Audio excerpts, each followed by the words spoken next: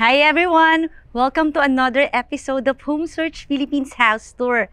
And for today, we will explore this charming, brand new modern house here in BF Resort Village, Las Piñas. My name is Eva and I am your real estate broker friend. Now let's start the house tour!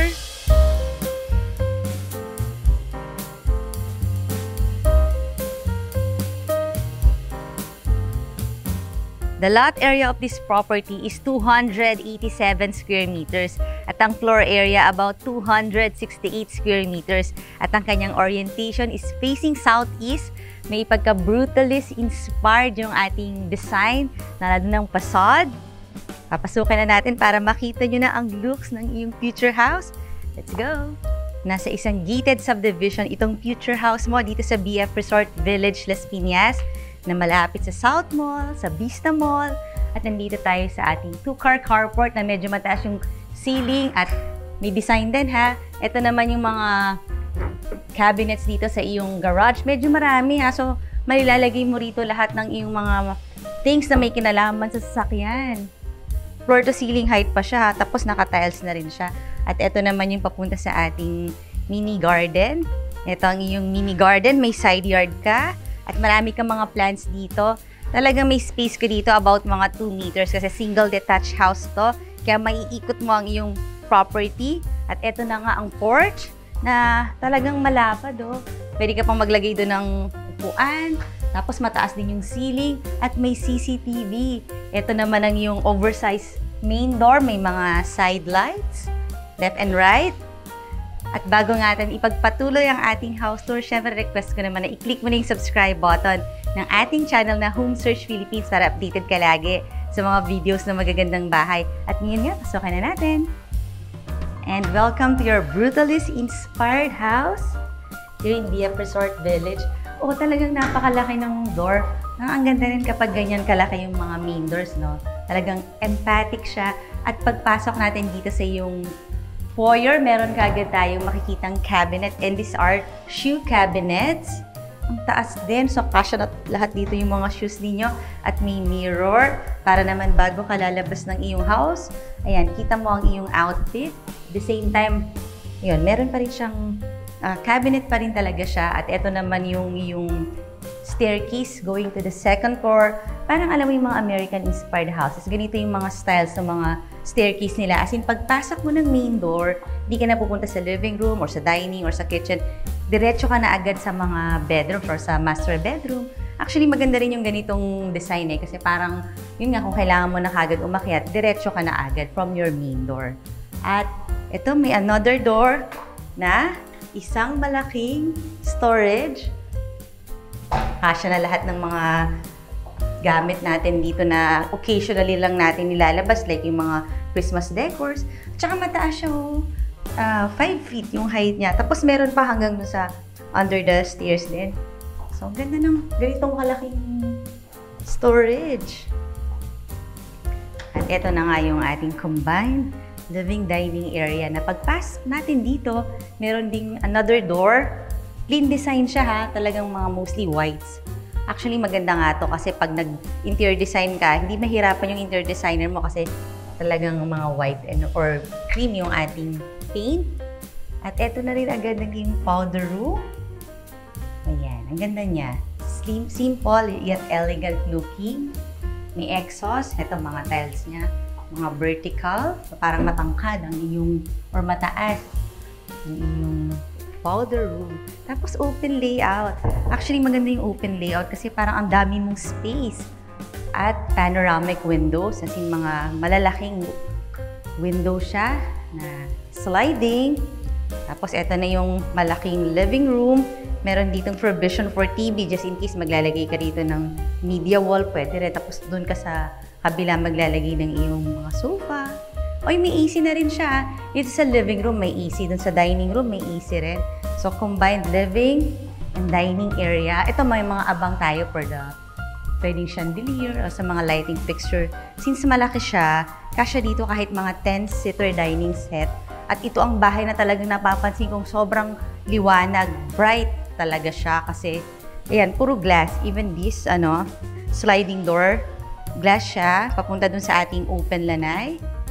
Ang laki ng dining mo. At dito naman sa side na to, garden uli. Ito naman, marami kang mga plants. Labas tayo. Ayan.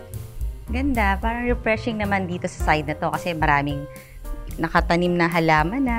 Pwede ka rin maglagay dito ng mga outdoor furniture, yung pwedeng table and chairs. Tapos dito, may mga nakalagay na bato kasi actually mas madaling mag-maintain ng mga, ganito lang kaysa mga grass kasi hindi siya masyadong naiinitan talaga. Kaya mas maganda kung grass lang, bato dito sa side na to. Pero may mga halaman ka naman on the side.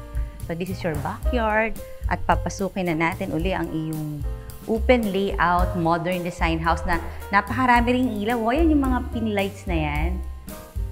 O, diba? Ang ganda niyan sa gabi naman. By the way, ito naman yung AC para dito sa ating dining area that opens to your kitchen. Elegant looking kitchen na may square countertop. Ito mga quartz to, lahat ng mga countertops dito. Syempre, mga high quality quartz. Tapos ang daming mga... Ay, ito maganda to kasi meron na siyang mga pull-out cabinet. Ayan. Ito naman, mga cupboards din. Mga beige naman yung color ng iyong kitchen. Actually, ng buong house. Ayan, may mga pull-out ka na rin, oh. Tapos, meron kang induction cooker. Meron ka na rin oven. Tingnan ko lang to. Ganito yung mga modern design kitchen. Yung wala ng mga handles. Pero meron siya sa ilalim, pwede mo lang hawakan. Meron ka doon circuit breaker. Uy, ang ganda ng quartz. Para siya may pagka... Ano bang style yung ganito? May pagka-marble din yung dating. Ang dami mong mga cupboards. Mga cabinet. Very useful talaga yung ating center island. Ang ganda rin ng ref. Samsung double door refrigerator. All brand new. Tapos dito naman yung sink area mo. Ang ganda nitong kitchen na to kasi kahit hindi ka magbukas ng ilaw talaga during daytime kasi ang lalaki ng mga windows na ginamit. Oh. So, pag naghugas ka dyan, no need for electricity na rin. Tapos dito naman doubled na rin as your parang breakfast nook kasi kasya dito kahit mga tatlo na stool or dalawa. Ayan, pwede ka ditong kumain. At nasa labas yung helper's room na i-check natin kasi parang ako nagustuhan ko yung kanilang helper's room. Let's go here.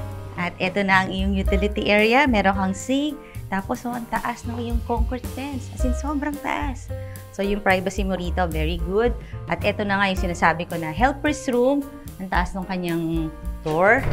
Actually, noteworthy itong helper's room kasi ang laki niya. Tingnan nyo. Ayan, spacious yung helper's room. Kahit mga 3 or 4 na helper, pwede rin dito. Tapos, meron pang space dito. Tapos, meron din siyang own bathroom. Dito naman, pagpasok lang ng door. At malaki rin even yung kanyang bathroom. O, diba? Happy ang iyong angel kasi ang laki ng kanyang bathroom, ng kanyang bedroom. So, na-appreciate natin yung mga big spaces na yan. Balik tayo dito. Malapit lang dito yung pinaka-laundry area. Dito ka maglalagay ng yung mga washing machine. Kasi meron ka ng mga outlet, tapos ayun yung sa water. Tapos ito naman yung papunta sa yung 2-car garage. Malaki pa to. Balik na tayo sa yung main house. Kung meron tayo diyang home searchers o mga viewers na may property na gustong ipabenta, pwede nyo akong tawagan at i-feature natin dito sa ating channel ang iyong property for sale. O kaya naman, baka meron diyang may lot na gustong patayuan ng kanilang residential house, tawagan nyo rin ako kasi meron tayong mga partner na reliable architect, builders, contractors, even mga interior designers. So, kompleto. At eto na nga uli yung ating staircase going sa second floor. Bago ko naman ipakita ang yung second floor, request ko naman na i-visit mo yung ating website na www.homesearch.ph para makita mo yung pictures nito at marami ka pang makita mga nice houses. Kahit na tayo. Really a bright house. At dito nga sa yung second floor, may malaki kang space at ito na yung family area mo. Pwede ka rin maglagay dito ng TV. Ito na yung magiging TV wall or media wall. May AC rin dito, kaya malamig. Ang laki niya. Pwede kang maglagay ng malaking couch at mag-enjoy manood ng mga favorite movies mo sa Netflix. Kaya talaga bright house to. Kita mo naman itong kanilang window. Talaga namang from wall to wall na sliding window. At nandito nga yung 4 bedrooms. At uunahin natin itong bedroom number 1. See? Generous yung ating space. At ang mga cabinets mo, mga modular na floor to ceiling. Magaganda rin ah. Tapos may AC na siya. So lahat ng rooms talaga meron ng inverter Samsung AC. Ang liwanag sa bedroom na to. Another bedroom or the second bedroom. Ito talaga yung ma-appreciate nyo sa bahay na to. Yung maluwag niyang mga bedrooms. Ito meron siyang sliding door dito sa cabinet niya. Dito naman, ito yung usual lang. O, diba? Ang ganda rin ng mga cabinet. Pati sa ilalim, meron pang ganito. Nice. Tapos maglalagay ka na lang ng bed dito sa side na to.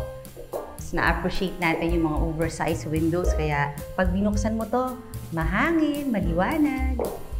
And we'll see the other bedroom. By the way, itong room na to, at saka yung una nating napuntahang room, meron silang common bathroom. At ito na yon. So, sharing this sila for this bathroom. Pero malaki naman, di ba? Kahit talaga dalawa yung nag-share, okay lang kasi very huge din yung kanyang space. Ito mga tempered glass. Meron kang double shower dito at end-to-end ang iyong bathroom. So marami kang may papatong ng mga skincare products. At ito naman yung isang bedroom. So itong bathroom, common na rin siya for the family area. Wow, nice naman talaga yung mga spaces. Na-appreciate natin yung mga maluluwag na room. So yung iyong mga anak, ma-appreciate nila to kasi sabihin nila talagang pare-parehong maluluwag yung mga spaces. O pwede ka dito maglagay ng bed. Kahit king size, sa lahat ng room king size bed na lahat. Pwedeng queen size.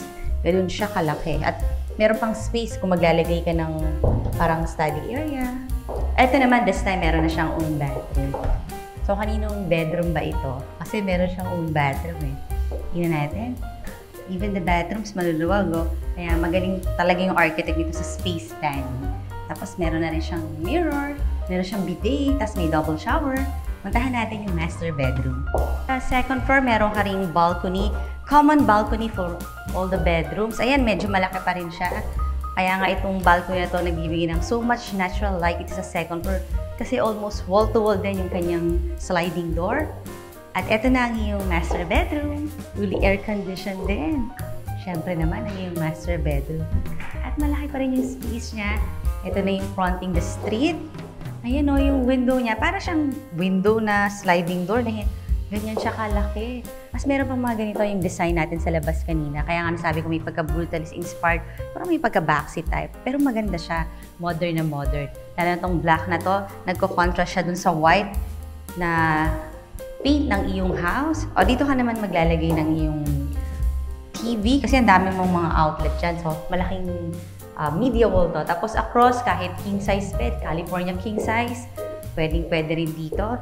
Naka-ready na rin yung mga outlet mo para pag naglagay ka dyan ng mga side table. At pupunta tayo sa walk-in closet. Ito na ang his and hers walk-in closet na may floor-to-ceiling height cabinet, mga modular. Tapos ito na yung lalagyan mo ng mirror as your vanity na siya. Malaki rin so pwedeng his and hers pa rin. O, ito na yung his closet, yung kabila, yung hers. Additional closet lang dito. O, diba? Ang dami-dami mong closet. Lahat ng bags, lahat ng mga gamit mo, kasya dito. At ito naman yung iyong bathroom na may malaking mirror.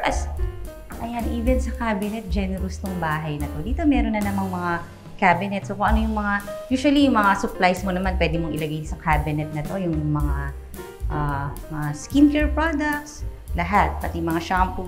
And meron kang bidet na sa iyong water closet. Ito naman, mga tempered glass, double shower, at sa gilid, merong upuan. So, pag napagod ka habang naliligo, kung matagal kang maligo, o ayan, meron kang upuan dito. Or minsan naman, double naman siya as parang pwede mo pagpatungan ng paa habang naliligo ka para talagang malinis mo ang buong katawan mo. At maliwanag pa rin, look, meron kang mga awning-type windows. So, sabi ko nga, para sa akin, ito yung bahay na talagang sobrang bright or maliwanag. Ang ganda nung spaces din. Talagang lahat ng spaces dito are huge or generous space. Balik tayo dito. home searchers, mas magugustuhan mo to pag nakita mo talaga sa personal. Kaya tawagan mo na ako. Nandiyan lang yung number ko sa description box. Meanwhile, request ko naman na i-click mo na yung subscribe button here. Ito yung mga latest videos at ito naman yung mga similar videos. And I will see you on the next video.